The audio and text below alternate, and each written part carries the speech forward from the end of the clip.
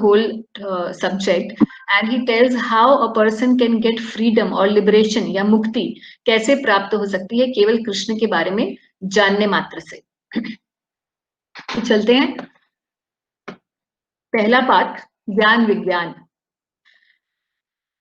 किस प्रकार से भगवान के बारे में सुनना है और उसकी महिमा क्या है। आज हम भगवत गीता से ज्यादा पढ़ने की कोशिश करेंगे, क्योंकि चैप्टर जो है अच्छे से समझ में आएगा अगर भगवत गीता से पढ़ेंगे तो।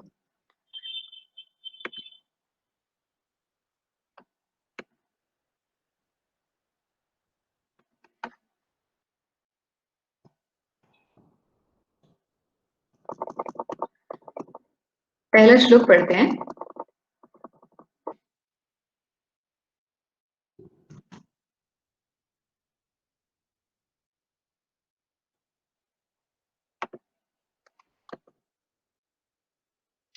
श्री भगवान ने कहा, हे प्रथापुत्र, अब सुनो कि तुम किस तरह मेरी भावना से पूर्ण होकर और मन को मुझ में आसक्त करके योगाभ्यास करते हुए मुझे पूर्णतया और संशय रहित जान सकते हो। तो अभी तक देखिए भगवान ने कर्म योग की, ज्ञान योग की, ध्यान योग की चर्चा भगवान कर चुके हैं, और ये भी बता चुके हैं, हमने पिछली बार 6ठे अध्याय के अंतिम श्लोक में पढ़ा था कि सभी योगियों में सर्वश्रेष्ठ है भक्ति योग, भक्ति योगी। और अब भगवान भक्ति योग की चर्चा शुरू कर रहे हैं। तो अब बता रहे हैं कि ऐसा अब मैं आपको ज्ञान दूंगा जिसके द्वारा आप संशय रहित मुझे जान सकोगे, और वो भी कैसे, अपने मन को मुझ में आसक्त करके।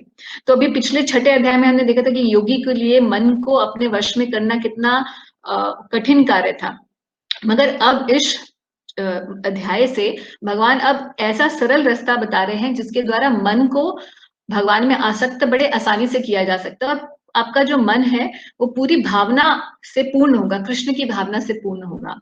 तो ये ज्ञान भगवान बताने वाले हैं। तो प्रभुपाद जी इसमें बहुत इंटरेस्टिंग बात बताते हैं और कहते हैं कि वैदिक साहित्य से श्री कृष्ण के विषय में सुनना या भगवत गीता से साक्षात उन्हीं से सुनना अपने आप में पुण्य कर्म है, और जो प्रत्येक हृदय में वास करने वाले भगवान कृष्ण के विषय में सुनता है उसके लिए वे शुभेच्छु मित्र की भांति कार्य करते हैं, और जो भक्त निरंतर उनका श्रवण करता है उसे वे शुद्ध करते हैं। इस प्रकार भक्त अपने सुप्त दिव्य ज्ञान को फिर से पा लेता है। जो जो वह भागवत तथा भक्तों के से कृष्ण के विषय में अधिकाधिक सुनता है, त्यों त्यों वह भगवत भक्ति में स्थिर हो जाता है। तो प्रोसेस क्या है, जैसे हमने बताया था कि भगवत गीता भक्ति का जो प्रोसेस है उसमें 9 विधियां होती हैं, उसकी अभी हम डिस्कशन करेंगे। तो उसमें सबसे पहला है भगवान के बारे में सुनना। तो जैसे जैसे हम सुनते हैं वैसे वैसे हम भक्ति में स्थिर होते जाते हैं। भक्ति के विकास होने पर जो रजोगुण और तमोगुण से व्यक्ति मुक्त हो जाता है, और इस प्रकार भौतिक काम तथा लोभ कम हो जाते हैं। तो उसकी प्रक्रिया यही है। जब ये कल्मश दूर हो जाते हैं तो भक्त सतो गुण में स्थित हो जाता है, भक्ति के द्वारा स्फूर्ति प्राप्त करता है और भगवत तत्व को पूरी तरह जान लेता है। भक्ति योग भौतिक मोह की कठिन ग्रंथि को भेद देता है और भक्त को असंशय समग्रम अर्थात परम सत्य श्री भगवान को समझने की अवस्था को प्राप्त करवाता है।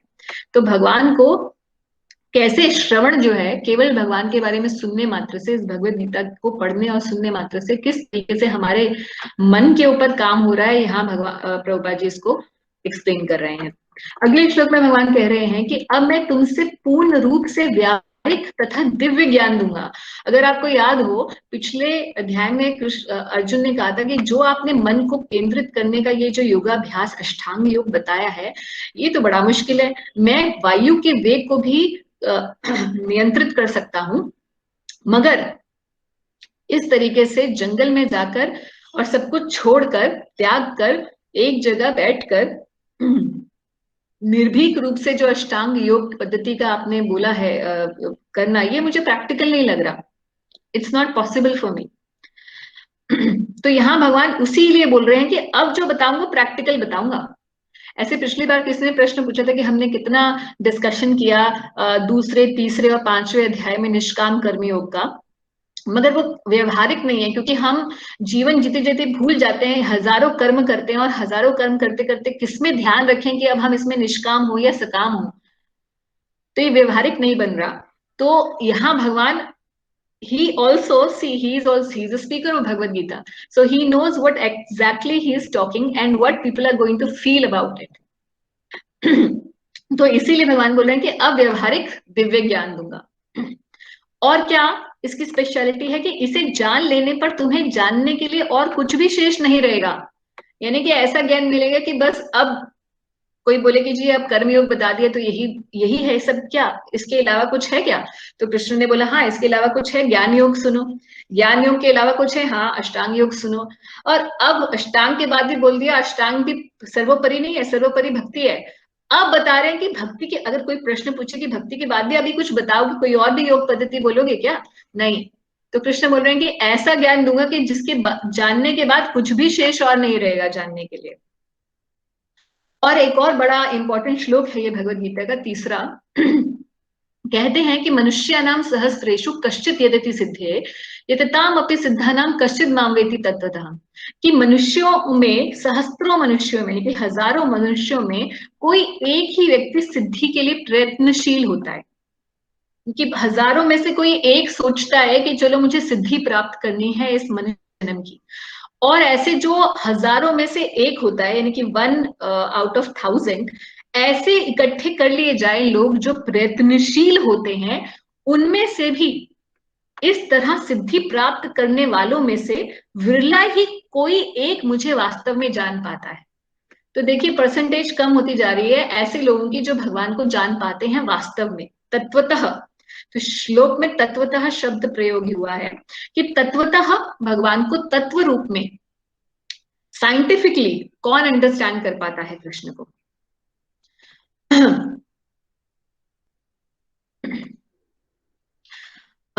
तो अभी तक तो भगवान ने ज्ञान योग, ज्ञान और विज्ञान की बात की। इसमें अब हम ये इसमें और डिस्कशन करना चाहूंगी कि भक्ति योग का प्रोसेस क्या है। कई बार लोग सोचते हैं कि भक्ति योग का मतलब ये है कि भगवान के बारे में कोई अच्छी फीलिंग्स अपने मन में रखना और बस अपने मन गढ़ंत तरीके से भगवान के शायद विग्रह को सजा लेना, मंदिर में जाके घंटी बजा देना, पूजा अर्चना कर लेना, यही भक्ति और कुछ नहीं है। मगर भक्ति एक बहुत ही साइंटिफिक प्रोसेस है जिसके बारे में बहुत सारे शास्त्रों में डिस्कशन है। भगवत गीता में इसके जो नवदा भक्ति है इसकी discussion as such in the form of process नहीं की जाएगी। 12वें अध्याय में जाके 4 श्लोकों में बड़े छुपे हुए रूप से इसकी डिस्कशन होगा 12.8 to 12 में।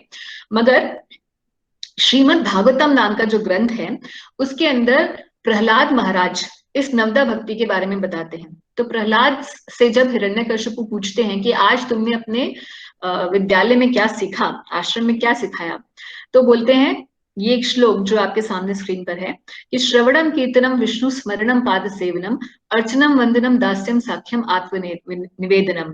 तो कृष्ण भक्ति करने की जो 9 विधियां हैं यही मैंने सीखी हैं और ये उन्होंने नारद मुनि अपने गुरु से सीखी थी। तो ये श्रवण कीर्तन का क्या मतलब है?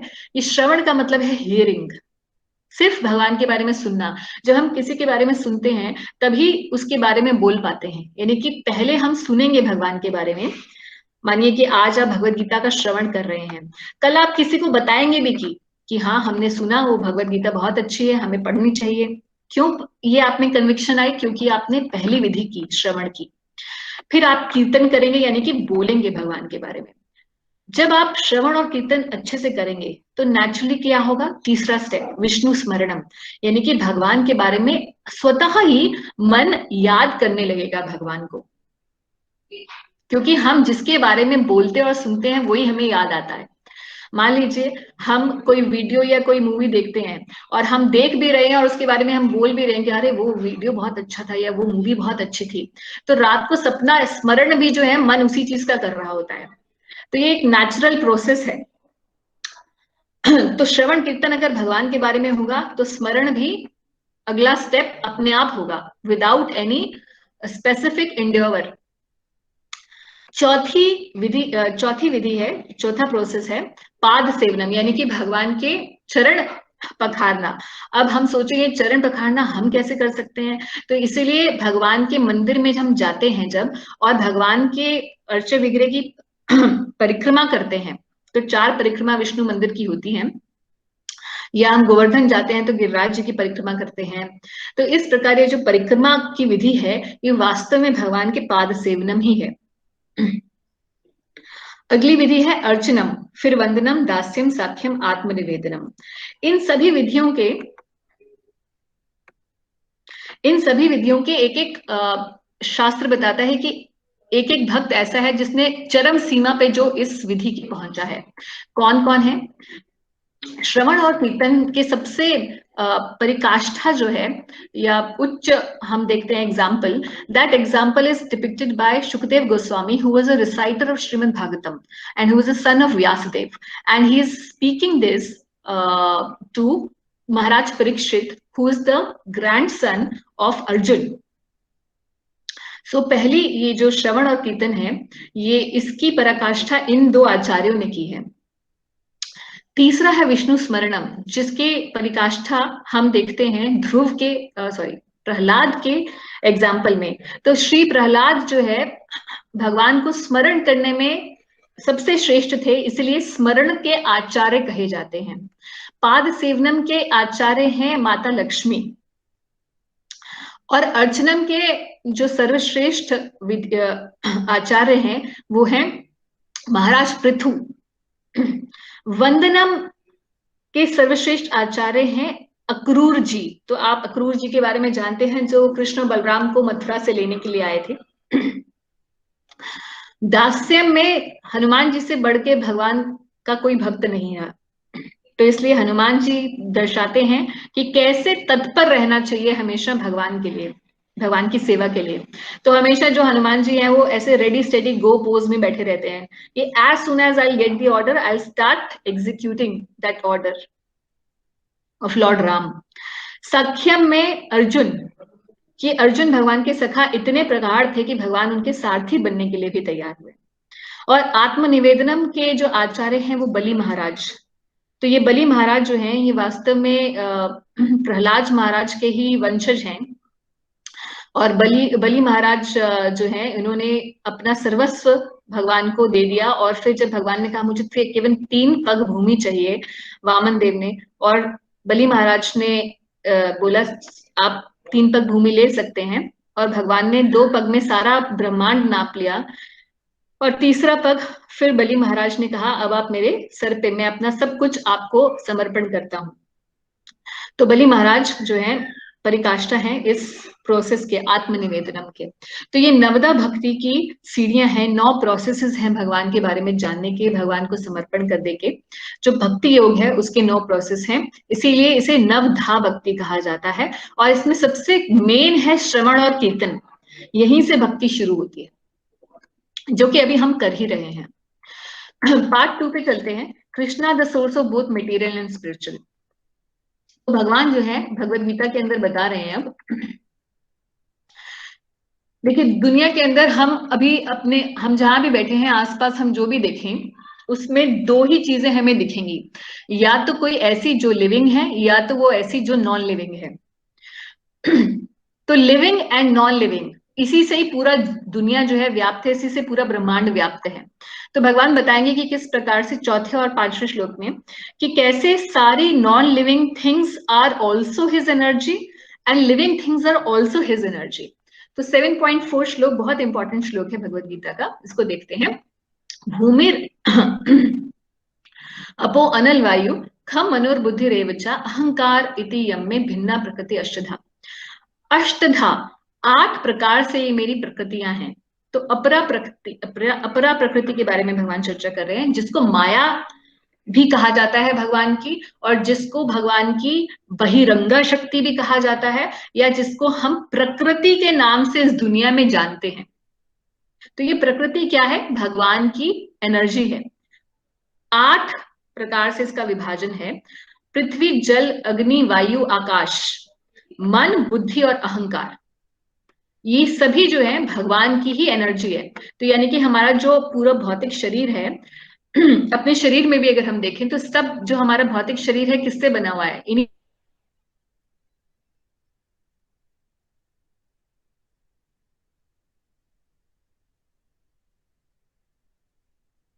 5 तत्वों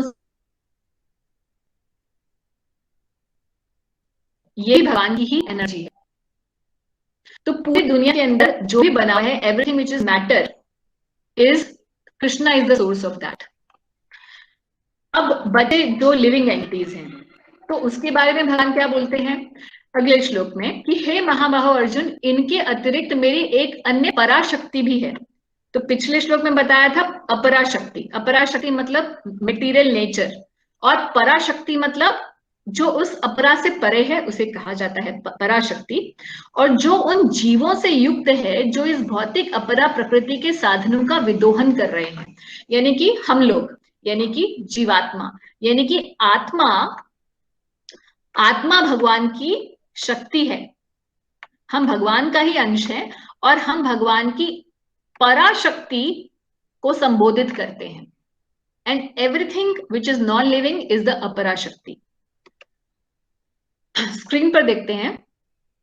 सो Krishna in 7.4 has told that he is the source of matter, यानी कि पूरे भौतिक ब्रह्मांड और मटेरियल नेचर एक्चुअली भगवान की अपराशक्ति है, और हम लोग यानी कि जीवात्माएं भगवान की पराशक्ति है। तो अब इस दुनिया के अंदर कुछ भी ऐसा नहीं रहा, भौतिक इस जगत में कुछ भी ऐसा नहीं रहा जो भगवान की शक्ति का मैनिफेस्टेशन ना हो। So in ultimate sense everything in this world is a manifestation of Krishna's energy and there is nothing else than that. आगे क्या कहते हैं,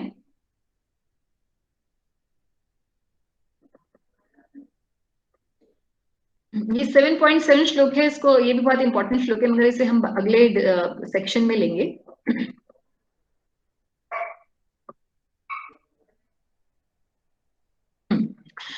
तो कह रहे हैं कि सारे प्राणियों का उद्गम इन दोनों शक्तियों में है। इस जगत में कुछ भी भौतिक तथा आध्यात्मिक है, उसकी उत्पत्ति तथा प्रलय मुझे ही जानो, यानी कि सृजनकर्ता और प्रलयकर्ता भी उसके भगवान ही है। उत्पत्ति भी भगवान से ही हुई है और प्रलय के बाद भी वो भगवान के पास ही, भगवान की ही शक्ति बन के रहेगा।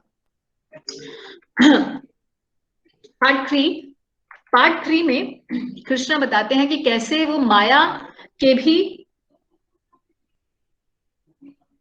इष्ट है, या माया देवी जो है वो भगवान के अधीन ही कार्य करती है, और 3 गुण जो हैं वो क्या है उसके बारे में भी बताते हैं। तो भगवद गीता पे ही चलते हैं।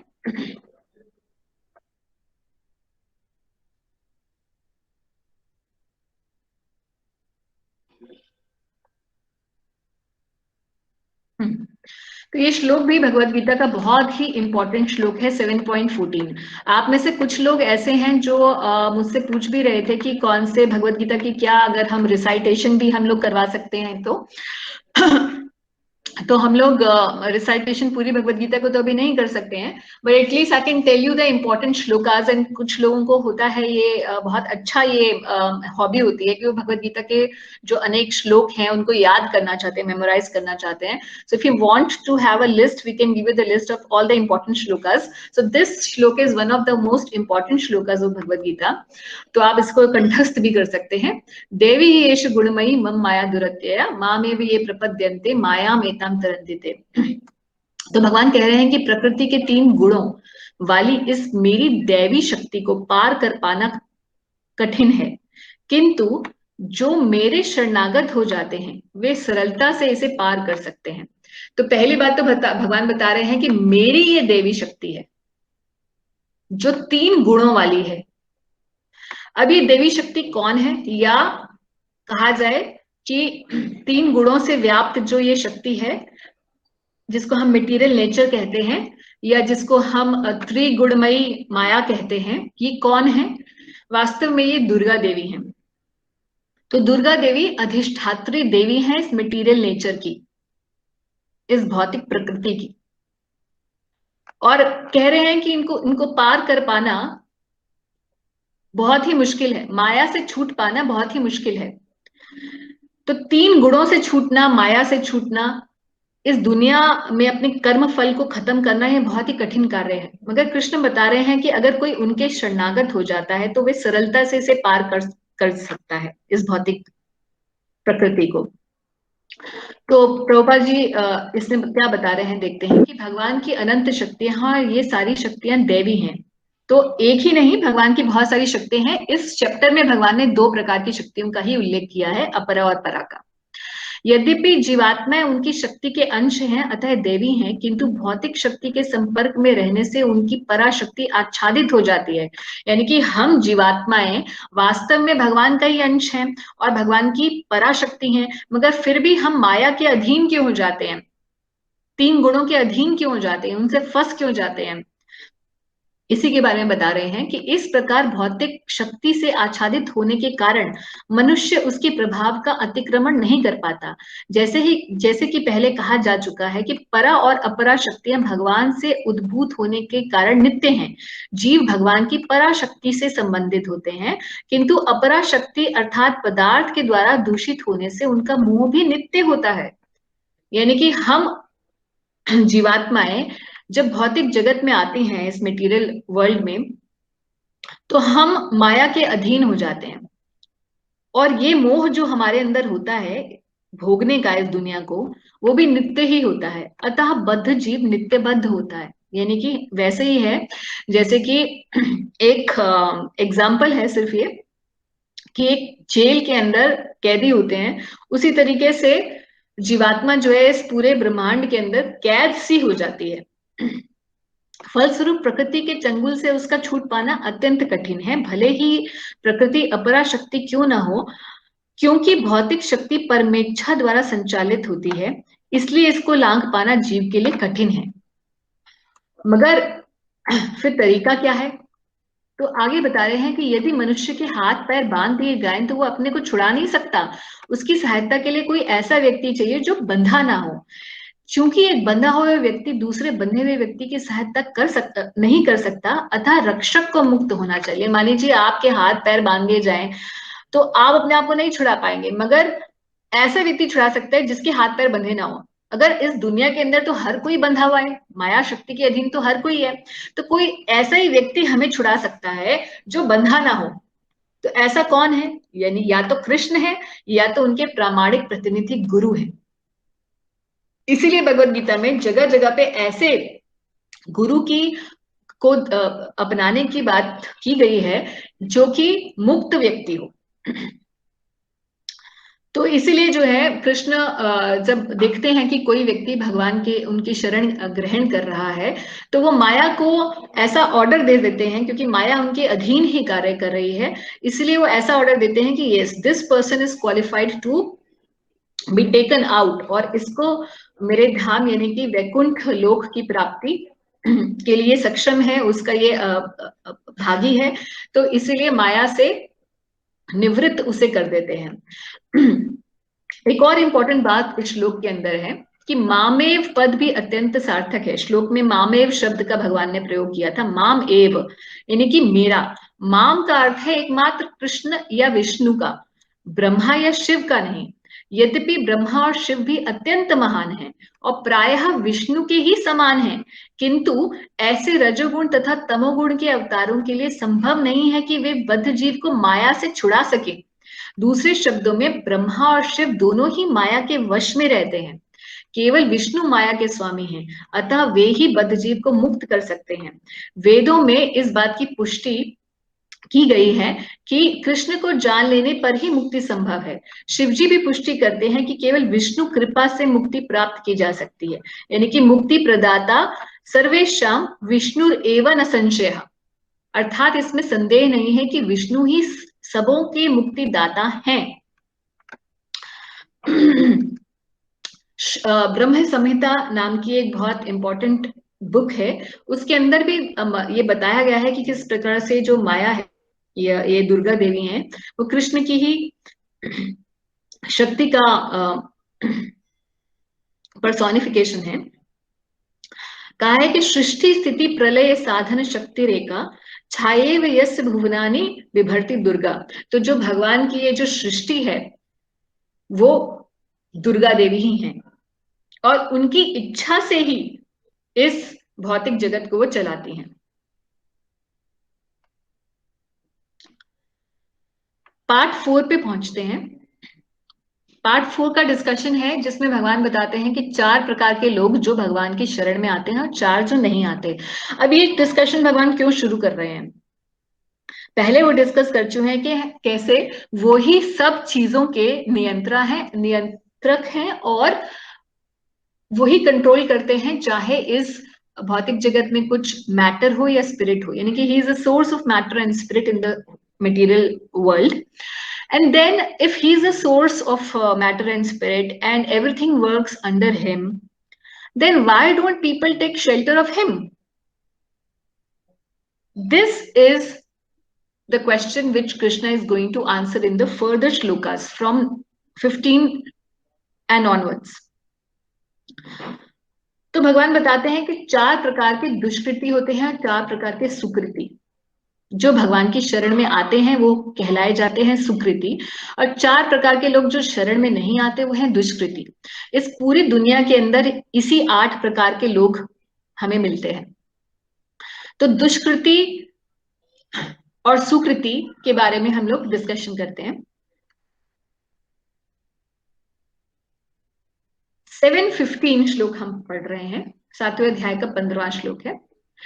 जो निष्कपट मूर्ख हैं, जो मनुष्यों में अधम है, जिनका ज्ञान माया द्वारा हर लिया गया है, तथा जो असुरों की नास्तिक प्रकृति को धारण करने वाले हैं, ऐसे दुष्ट मेरी शरण ग्रहण नहीं करते. तो ये कौन होते हैं, इनके बारे में थोड़ा और डिस्कशन डिटेल में काफी प्रभुपाद जी ने इसमें पर्पट में बताया हुआ है, तो अगर जब भी आपके पास समय हो पढ़ भी सकते हैं. सबसे पहला तो है व्यक्ति जो मूढ़ है. मूढ़ का मतलब ये है कि जो बहुत कठिन श्रम करने वाला व्यक्ति है और जिसको अपने श्रम का सारा जो फल है वो खुद ही उसका लाभ उठाना चाहता है और भगवान को उसे अर्पित नहीं करना चाहता. तो दुनिया में ऐसे बहुत सारे लोग हैं जिनको भगवान से कोई लेना देना नहीं है, जिनकी लाइफ में there is no concept of God in their life, और वो सोचते हैं कि जो वो कर रहे हैं वो उनके बल से ही हो रहा है. God has nothing to do with the success and failure of their life, and whatever success they are achieving, they are doing on their own. तो ऐसे व्यक्ति को कृष्ण बोलते हैं मूढ़. मूढ़ मतलब अज्ञानी व्यक्ति या ऐसा व्यक्ति जिसकी कोई इंटेलिजेंस ना हो. क्यों उसे मूढ़ कहा गया है? क्योंकि वो ये जानता ही नहीं है कि उसका स्रोत भगवान स्वयं है. तो प्रभुपाद जी यहाँ कहते हैं कि पशुओं में एक जो भारवाही पशु का उपयुक्त उदाहरण है गधा.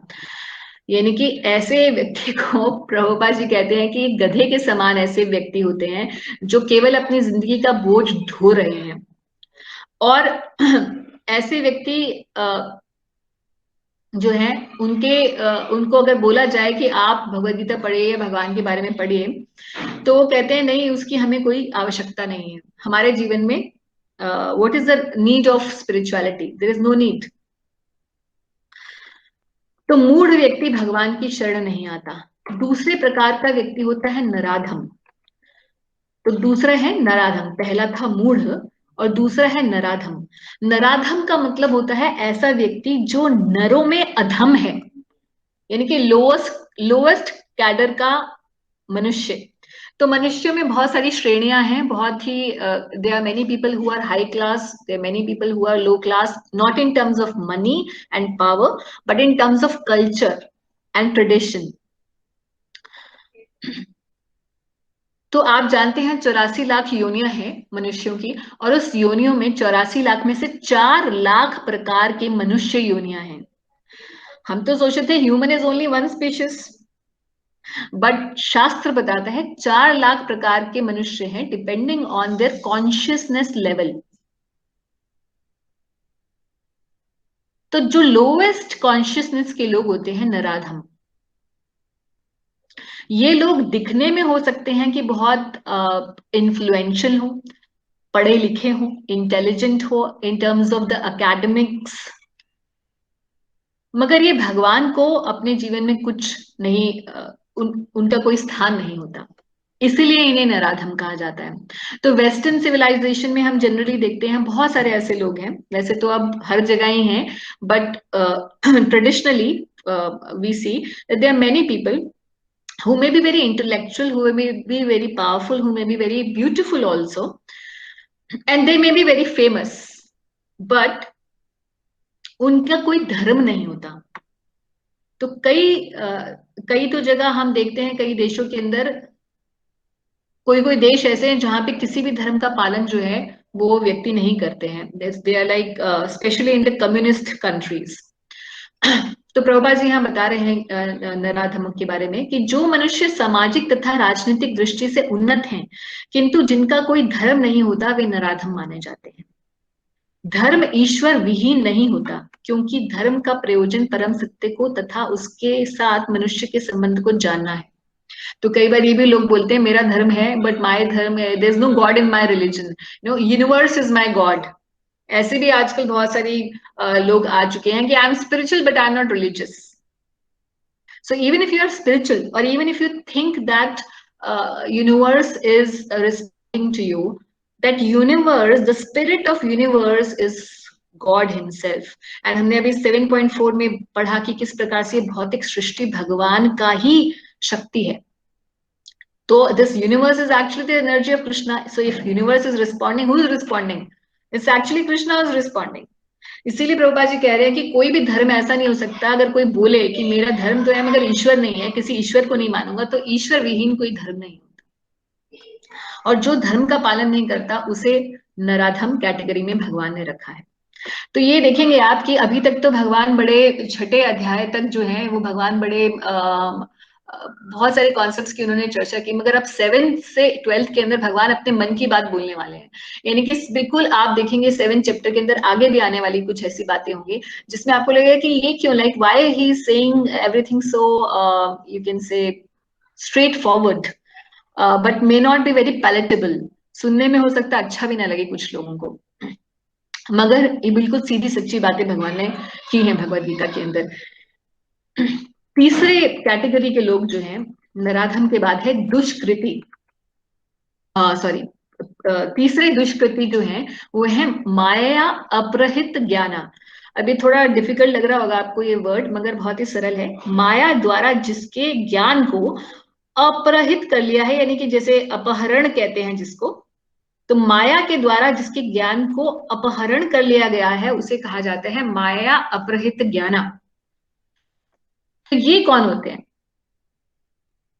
ये ज्ञानवान तो बहुत होते हैं ऐसे कैटेगरी के दुष्कृति, और हो सकता है कि महान दार्शनिक हो, कवि हो, साहित्यकार हो, वैज्ञानिक भी हो, मगर उनको माया द्वारा उनके जो इस ज्ञान को ढक दिया जाता है। क्यों? माया के प्रभाव से उनका जो प्रकांड ज्ञान है वो शून्य हो जाता है। वैसा ज्ञान नहीं, जो भौतिक ज्ञान है वो तो उनमें बहुत होगा, मगर जो आध्यात्मिक ज्ञान है जिसके द्वारा भगवान की प्राप्ति हो सकती है, भगवान की भक्ति की जा सकती है, उस ज्ञान को ढक लिया जाता है।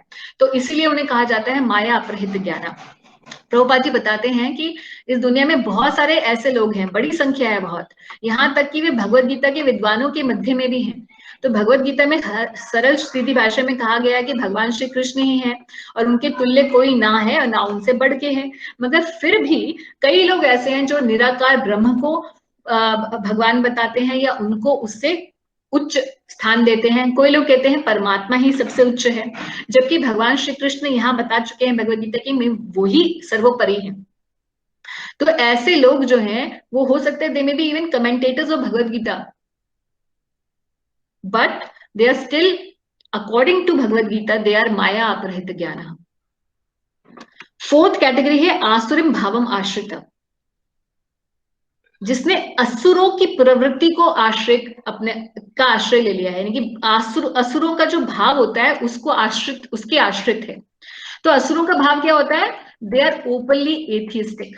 जैसे हिरण्यकशिपु अपने आप को भगवान समझता था, रावण अपने आप को ही भगवान समझता था।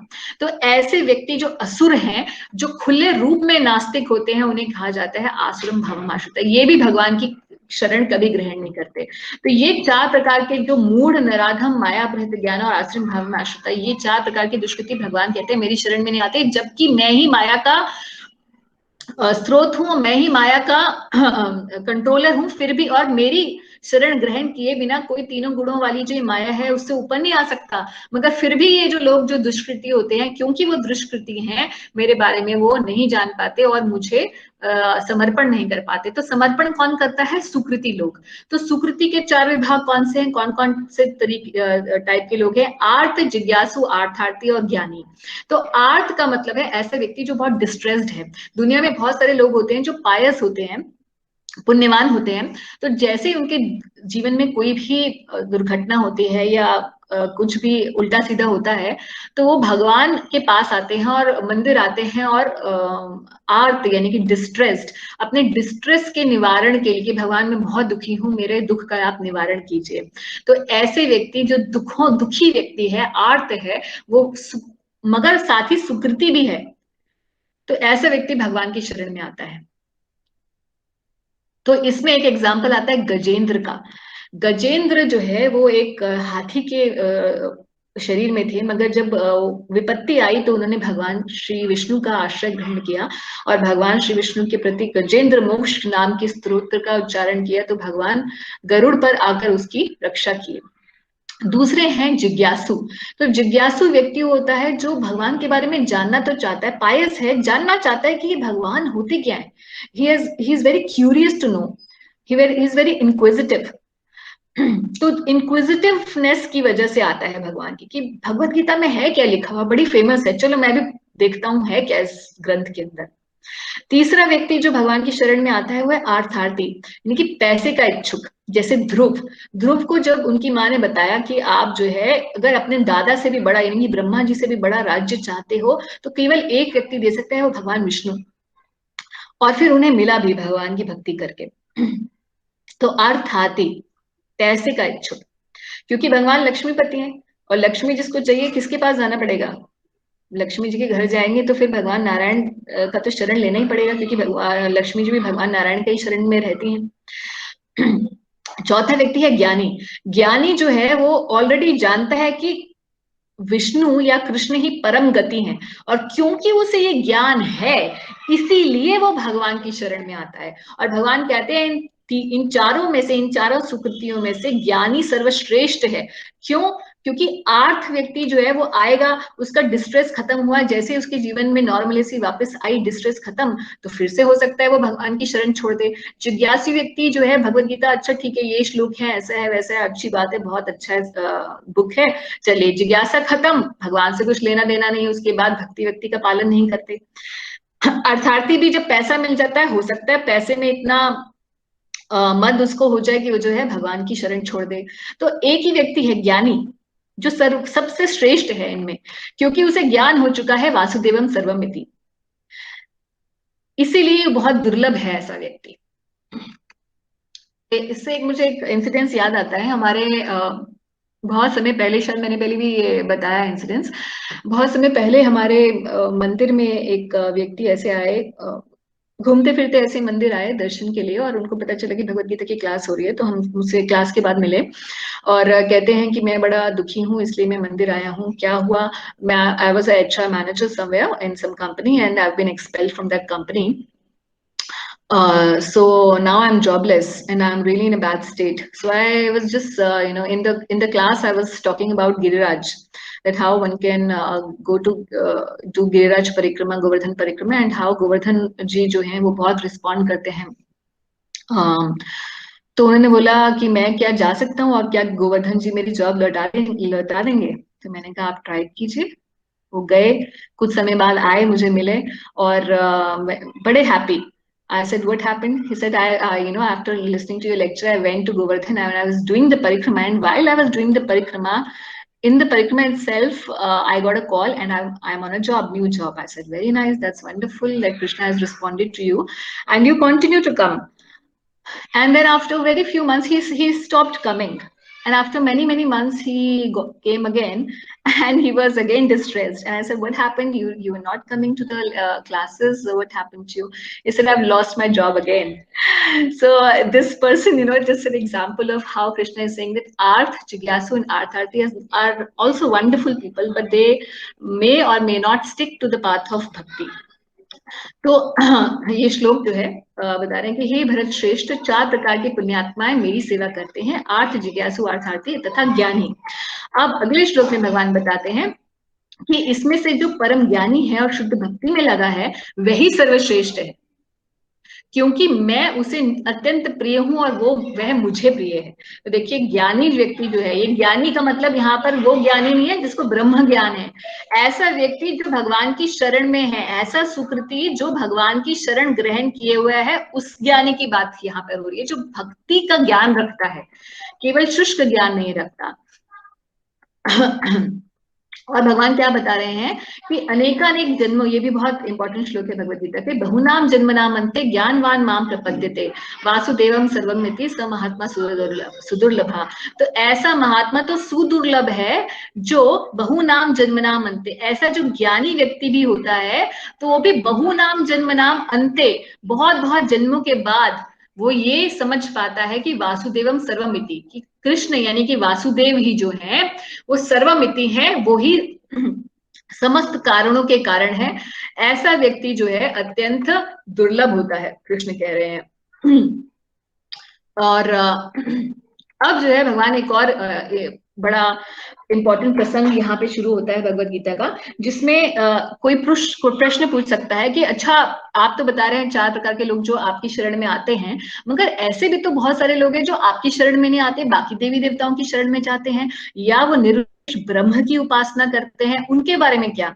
तो कृष्ण जो है अब बताना शुरू करेंगे। अब मैं ये पार्ट 5 शुरू तो कर रही हूँ, मगर एक डिस्क्लेमर के साथ कर रही हूँ, जो भी बोलेंगे, जो भी पढ़ेंगे, भगवत गीता से पढ़ेंगे, nothing of my opinion, this is absolutely what Krishna has to say about this topic.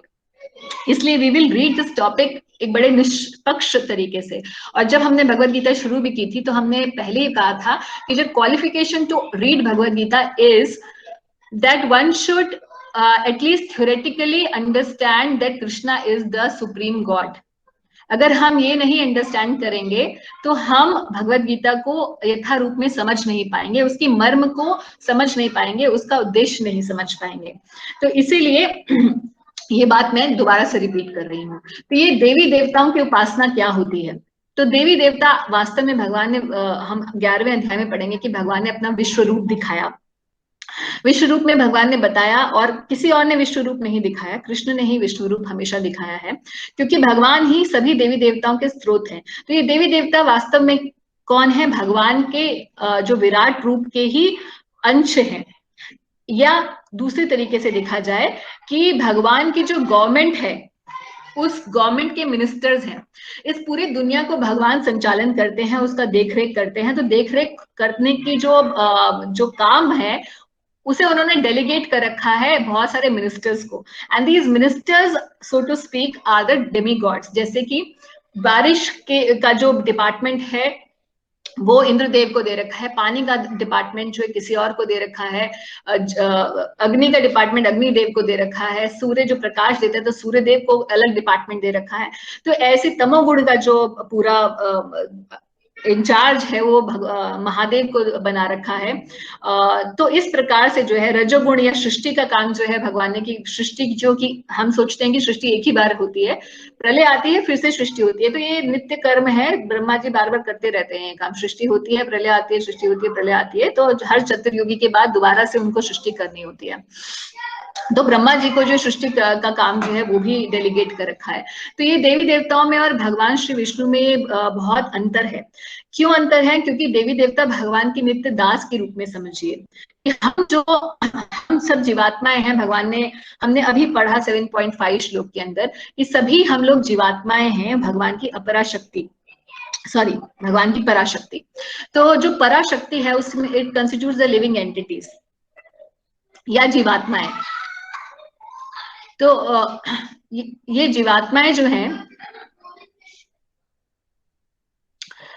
तो ये जो जीवात्माएं हैं, इन्हीं में से जो बहुत उन्नत जीवात्माएं होती हैं, उन उन्नत जीवात्माओं को ये मिनिस्ट्रियल पोस्ट दे दी जाती हैं। यानी कि ये जो पोस्ट होती है देवी देवताओं की पोस्ट, वो उन्हीं जीवात्माओं को मिलती हैं जो कि बहुत पुण्यवान होते हैं। जैसे कि इंद्र का सिंहासन ऐसे व्यक्ति को मिलता है जो 100 अश्वमेध यज्ञ संपन्न कराता है।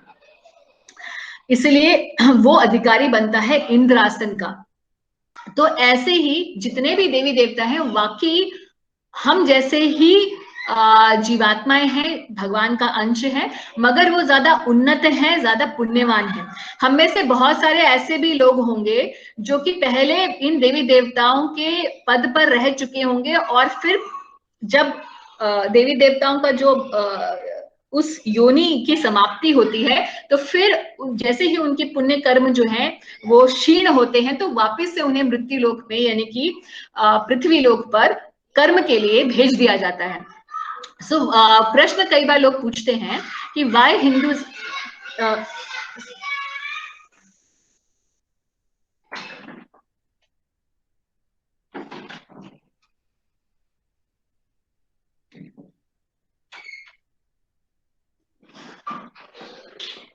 तो प्रश्न कई बार लोग पूछते हैं कि हिंदुइज्म के अंदर बहुत सारे देवी देवताओं की के बारे में क्यों बताया जाता है, बहुत ही कंफ्यूजिंग रिलीजन है आपका। तो ये कंफ्यूजिंग नहीं है, इसमें भगवान ने इस प्रकार से फैसिलिटी दी है कि जिसकी भी जिसके प्रति श्रद्धा है वो उसे पूज सकता है, मगर साथ ही साथ ये ज्ञान भी हमारे शास्त्र देते हैं कि सर्वोपरि जो है, जो प्रभु हैं, वो श्री कृष्ण ही है या भगवान श्री विष्णु ही है, और भगवान भी खुद अवतार लेके इस बात को साबित भी करते हैं और इसका ज्ञान भी देते हैं भगवत गीता के रूप में। कुछ लोग पूछते हैं कि God is one but has many forms, तो what is the difference between the devi devta and भगवान। तो हमने जैसे अभी चर्चा की, देवी देवता जो है भगवान के अंश हैं, और भगवान जो है उनके भी कंट्रोलर या हैं, और भगवान उनके भी उद्गम स्रोत हैं। What is the difference between the result of worshipping devi devta and भगवान, अभी हम एक श्लोक में पढ़ेंगे। तो हम लोग देखते हैं भगवान इस बारे में क्या कह रहे हैं, भगवत गीता से ही देखते हैं। जिनकी बुद्धि भौतिक इच्छाओं द्वारा मारी गई है वे देवी देवताओं की शरण में जाते हैं। बहुत ही सीरियस बात है और बहुत ही स्ट्रेट फॉरवर्ड भगवान यहाँ कह रहे हैं। और वे अपने अपने स्वभाव के अनुसार पूजा के विशेष विधि विधानों का पालन करते हैं।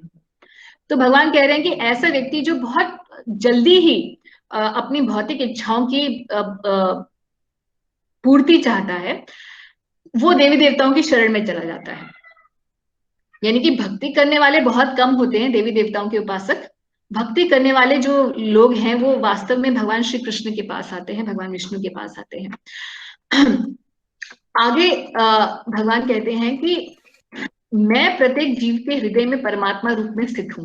जैसे ही कोई किसी देवता की पूजा करने की इच्छा करता है, मैं उसकी श्रद्धा को स्थिर कर देता हूं, जिससे वह उसी विशेष देवता की भक्ति कर सके।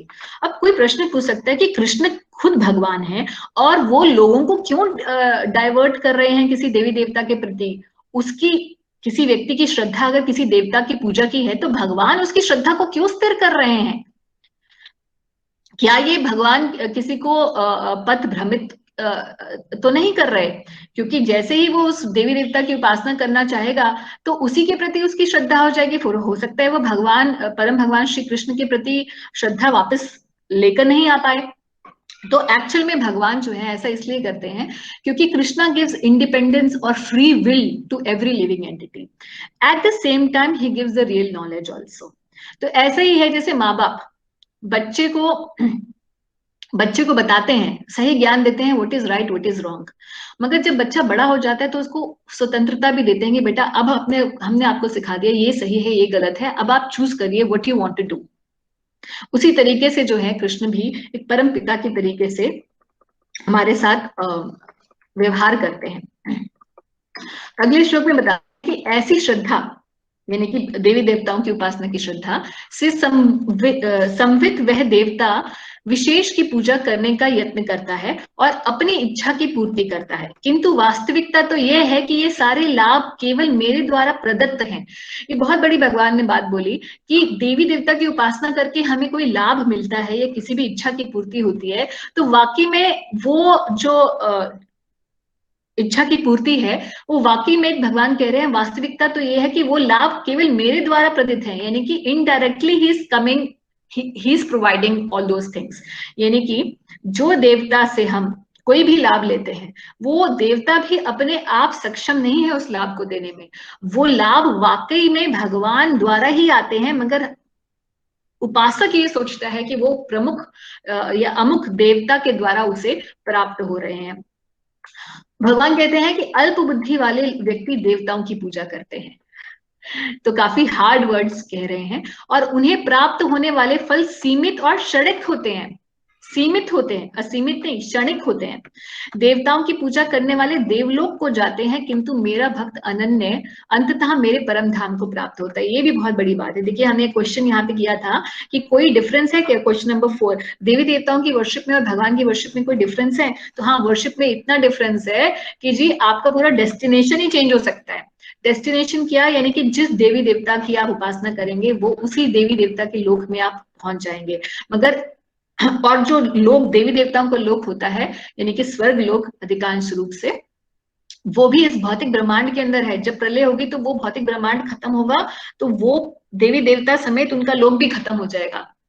मगर जब भौतिक ब्रह्मांड खत्म होता है तो भगवान का जो परम धाम यानी कि वैकुंठ धाम होता है, उसकी क्षति नहीं होती, और भगवान के भक्त भगवान के ऐसे शाश्वत परम धाम वैकुंठ की प्राप्ति करते हैं। तो बहुत फर्क है भगवान की पूजा में, भगवान की भक्ति करने में और किसी और देवी देवता की उपासना करने में।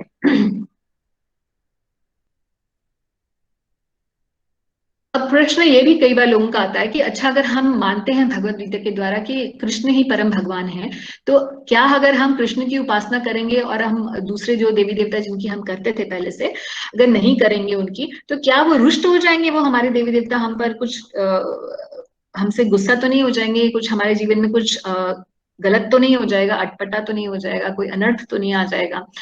तो आप जानते हैं गोवर्धन लीला में भगवान ने इसी बात को दर्शाया है। गोवर्धन को भगवान ने उठाया तो इंद्र जो है बड़े कुपित हो गए कि मेरे को क्यों नहीं जो है अब ब्रजवासी मेरी पूजा क्यों नहीं कर रहे हैं, और उन्होंने क्षति भी पहुंचाने की कोशिश की, मगर भगवान श्री हरि ने सबको संरक्षण दिया, और फिर बाद में इंद्र ने भी आकर भगवान को उनसे क्षमा मांगी। तो ऐसा है कि सभी देवी देवता जो है, हो सकता है हम में से भ्रमित लोग जो हैं इस दुनिया के अंदर नहीं जानते, जो भगवत गीता को या भगवान के बारे में नहीं जानते हैं, वो ये नहीं जानते कि परम भगवान श्री कृष्ण है। मगर देवी देवता जो भगवान के ही अपॉइंटेड मिनिस्टर्स हैं, सो टू स्पीक, या भगवान के सेवक हैं, डायरेक्ट सेवक हैं, वो इस बात को बहुत अच्छे से जानते हैं। इसीलिए जो है हम बहुत बार शास्त्रों में आपने देखा होगा, टीवी पे भी कई बार सीरियल्स में देखा होगा कि कैसे जैसे ही कोई असुर जो है प्रबल हो जाता है तो सारे देवी देवता मिलके ब्रह्मा जी के साथ जाते हैं क्षीर सागर में भगवान श्री विष्णु से प्रार्थना करने के लिए। तो सभी को पता है कि भगवान श्री हरि हैं, इसीलिए कभी भी ऐसा नहीं होगा कि कृष्ण को की पूजा करने से कोई देवी देवता कुपित हो। और अगर ऐसा होता भी है तो गोवर्धन लीला में भगवान ने यही बताया है कि किस प्रकार से भगवान अपने भक्तों का संरक्षण कर सकते हैं किसी से भी। दूसरी कैटेगरी के लोग जो हैं वो होते हैं निर्विशेषवादी। निर्विशेषवादी मतलब ऐसे व्यक्ति जो भगवान को ये सोचते हैं कि भगवान जो है वो कोई शक्ति है, और वो शक्ति जो है वो जब जब इस दुनिया में जरूरत होती है धर्म की स्थापना के लिए, तो वो शक्ति अवतार लेकर कभी राम बन के आ जाती है, वही शक्ति कभी अवतार लेकर कृष्ण बन जाती है, कभी परशुराम बन जाती है, कभी कोई भी और जितने भी अवतार हैं वो बन जाती है। मगर भगवान यहाँ पर उस बात को भी बता रहे हैं कि कैसे ये भी गड़बड़ है। इस बात को भी समझना बहुत जरूरी है कि ये निर्विशेषवाद होता क्या है या ब्रह्म ज्योति होती क्या है। इसके बारे में हमें पहले भी बहुत बता चुकी हूँ, मगर इस बात को बार बार बताना इसलिए जरूरी है क्योंकि ये हमारे इंडियन कल्चर में बहुत जबरदस्त तरीके से रच बस गई है और भगवत गीता के सिद्धांत के बिल्कुल ऑपोजिट है। तो इस एग्जाम्पल से हम लोग हमेशा बताते हैं कि किस तरीके से सूर्य का प्रकाश होता है और सूर्य प्लैनेट भी होता है और सूर्य के देवता भी होते हैं।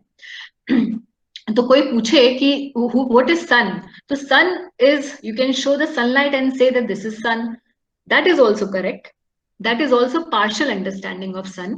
Somebody can say that sun is only a disk, it's only a planet or a star, that is also one understanding, little higher understanding, but actually the whole complete understanding is that there is sun god, सूर्य देव, जो अपने रथ पर निरंतर चलते रहते हैं और प्रकाश फैलाते हैं। इनके ना होने की वजह से अगर ये नहीं होंगे, ऐसा नहीं करेंगे, सूर्य के देवता नहीं होंगे और संचालन नहीं करेंगे, तो सूर्य अपना काम नहीं कर पाएगा। तो उसी तरीके से जो ब्रह्म ज्योति है वो भगवान श्री कृष्ण की अंग की कांति है। वैसे ही जैसे सूर्य का प्रकाश होता है, सूर्य की कांति, वैसे ही कृष्ण के अंगों से निकलने वाली जो प्रकाश है, इस प्रकाश को ब्रह्म ज्योति कहा जाता है। और कई लोग बोलते हैं कि ये ब्रह्म ज्योति, या जिसे ब्रह्म बोलते हैं, कि हम ब्रह्मवादी हैं या हम ब्रह्म की उपासना करते हैं या ब्रह्म में मिल जाना चाहते हैं, मुक्ति के बाद व्यक्ति ब्रह्म में मिल जाएगा। तो ब्रह्म जो है ये वास्तव में भगवान की अंग कांति है, प्रकाश है। उससे हायर अंडरस्टैंडिंग ये है। तो कोई बोले कि भगवान जो है, क्या ये ब्रह्म ही भगवान है, ये शक्ति जो प्रकाश है यही भगवान है? तो नहीं, ये भगवान का प्रकाश है, प्रकाश भगवान नहीं है। तो ये उल्टी अंडरस्टैंडिंग है।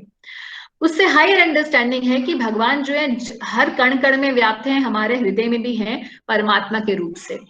और उसकी भी हायर अंडरस्टैंडिंग है कि भगवान जो है अपने द्विभुज रूप में श्री कृष्ण है, जिनका श्याम रंग है और अपने धाम वैकुंठ में, वृंदावन में निवास करते हैं, और उनका नाम उनका नाम कृष्ण है, उनका धाम का नाम ये है, और उनके जो स्वरूप का जो है पूरा वर्णन है।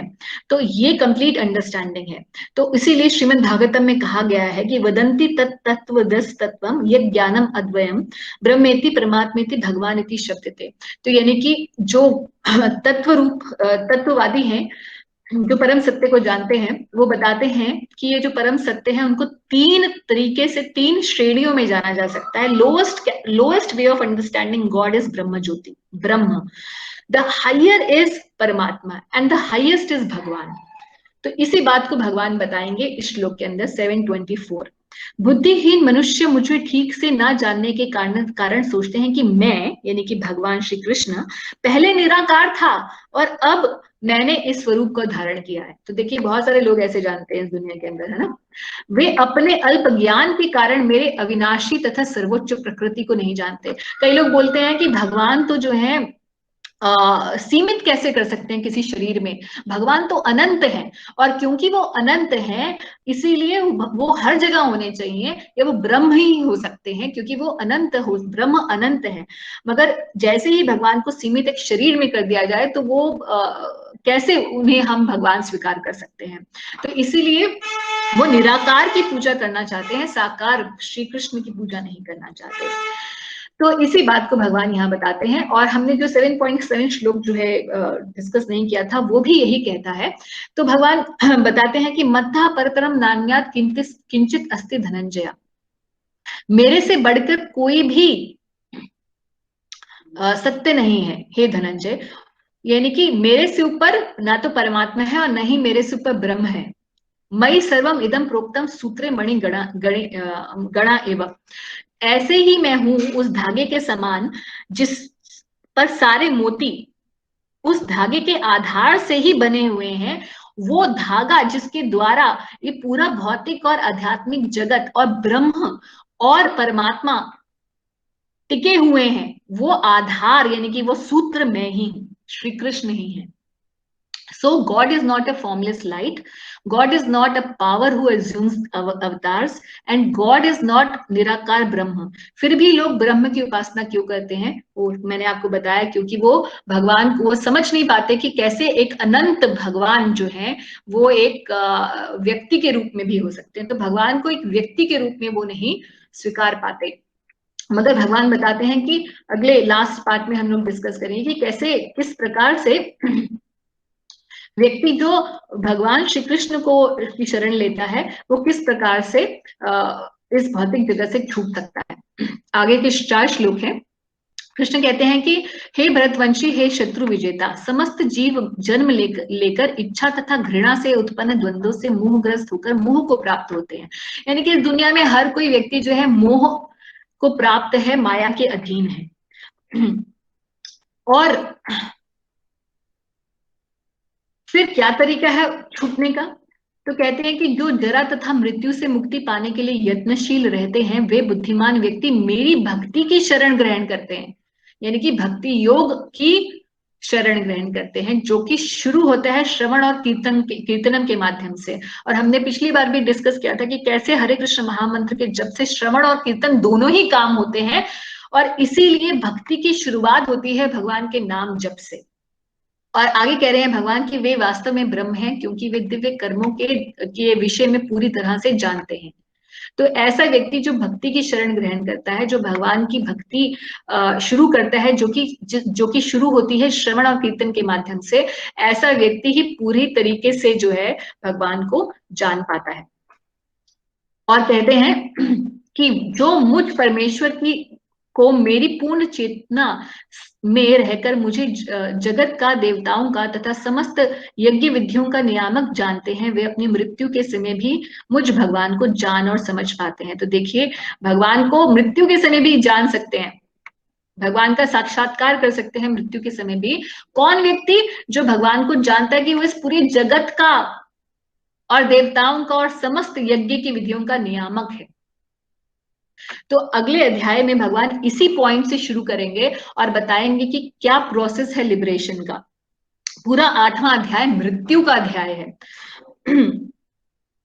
मृत्यु के बारे में पूरी जो चर्चा है, मृत्यु के बाद क्या होता है, क्या गंतव्य होता है, कैसे व्यक्ति को मृत्यु के बाद सिद्धि प्राप्त हो सकती है, मतलब गति प्राप्त हो सकती है, उसकी पूरी चर्चा 8वें अध्याय में भगवान करेंगे। तो आज हम यहीं पर ही विराम देते हैं, और आपके कुछ प्रश्न हो तो हम उन प्रश्नों को अभी लेते हैं।